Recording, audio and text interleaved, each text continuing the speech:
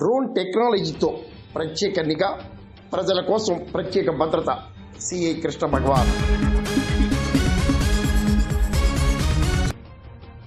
జిల్లా ఎస్పీ బిందు మాధవ్ ఆదేశాల మేరకు కాకినాడ జిల్లా సామర్లకోటలో డ్రోన్ టెక్నాలజీతో ప్రత్యేక నిఘా, భద్రతా ఏర్పాట్లు చేపట్టినట్లు సర్కిల్ ఇన్స్పెక్టర్ కృష్ణ భగవాన్ తెలిపారు.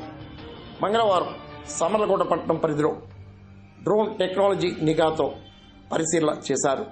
ట్రాఫిక్ ఎస్ఐ గరగారావు, పోలీస్ సిబ్బంది పాల్గొన్నారు. శాంతి భద్రతల పరిరక్షణకు అధిక ప్రాధాన్యత కల్పిస్తున్నట్లు కూడా సర్కిల్ ఇన్స్పెక్టర్ కృష్ణ భగవాన్ వివరించారు.